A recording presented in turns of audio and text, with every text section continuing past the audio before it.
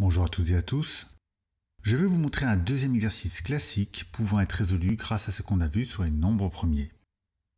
Pour bien comprendre ce qui va suivre, il faut savoir ce que signifie décomposer un nombre en facteurs premiers.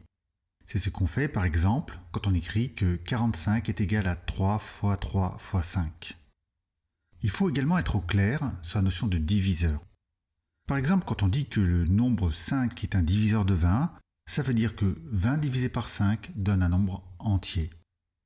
On peut aussi écrire que 20 est un multiple de 5, et on peut alors rajouter que 4 est aussi un diviseur de 20.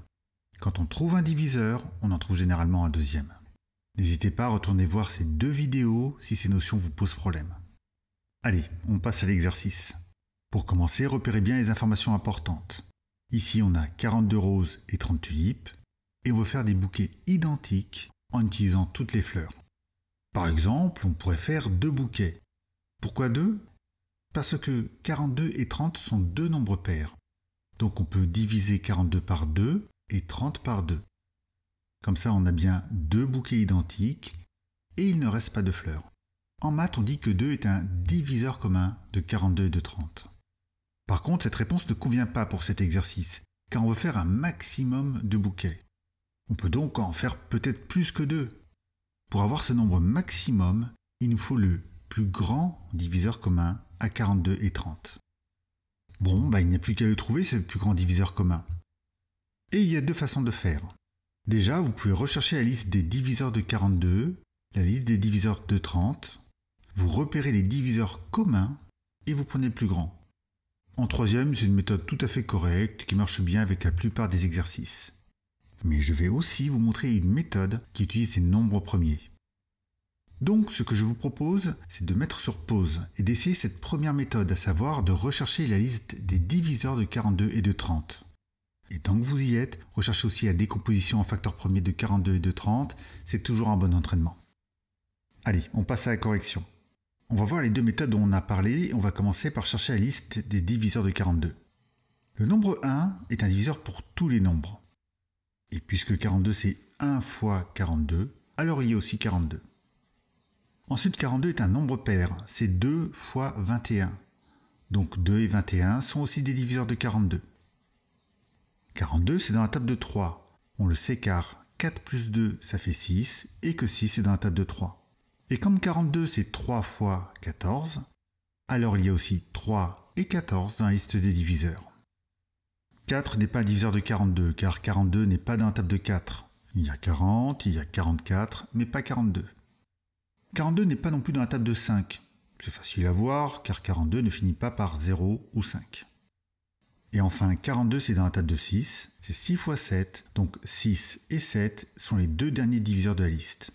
Vous voyez, c'est pratique de faire comme ça. En partant de chaque bout, ça permet d'être sûr de ne pas en oublier. Allez, on va aller un peu plus vite pour les diviseurs de 30. 30, c'est 1 fois 30, c'est 2 fois 15, c'est 3 fois 10 et c'est 5 fois 6. Maintenant, il est facile de repérer les diviseurs communs dans ces 2 listes et c'est facile de trouver le plus grand diviseur commun. On n'a plus qu'à rédiger la réponse, on peut faire 6 bouquets. Passons maintenant à la deuxième méthode, à savoir l'utilisation de la décomposition en facteurs premiers de ces 2 nombres. Pour 42, on peut dire que c'est 2 fois 21, et on peut encore décomposer 21 en 3 fois 7, et c'est fini pour 42. Pour 30, on peut écrire que c'est 2 fois 15, puis que 15 c'est 3 fois 5. Maintenant, je vais vous réécrire les résultats en superposant bien les facteurs identiques et en laissant un espace pour les facteurs différents. Et on ne va garder que les facteurs en commun dans ces 2 décompositions, donc 2 et 3. Mais pourquoi est-ce que ça marche comme ça ? Eh bien, si on regarde bien dans la décomposition de 2 fois 3 fois 7, il y a 2 fois 3 qui fait 6, et 6 c'est bien diviseur de 42, car 42 c'est 6 fois 7. Et de la même façon, dans 2 fois 3 fois 5, il y a encore 2 fois 3 qui fait 6, et 6 est un diviseur de 30, car 30 c'est 6 fois 5. On peut conclure cet exercice, 2 fois 3 ça fait 6, et on peut faire 6 bouquets. Voilà pour ces 2 méthodes. Elles sont toutes les 2 exactes, mais je pense que vous préférez peut-être la première. Elle vous semble certainement plus simple à comprendre et pas très longue à faire.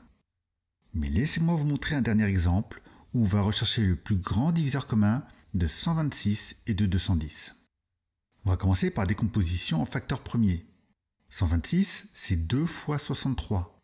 63, c'est 9 fois 7. Et 9, c'est 3 fois 3. Ensuite, 210, c'est 10 fois 21. 10, c'est 2 fois 5. Et 21, c'est 3 fois 7. Et pour finir, j'ai réécrit les facteurs dans l'ordre, c'est mieux pour la suite. La suite, justement, c'est d'écrire ces deux décompositions l'une au-dessus de l'autre, en superposant bien les facteurs identiques. Ensuite, on garde uniquement ces facteurs identiques, c'est-à-dire 2, 3 et 7.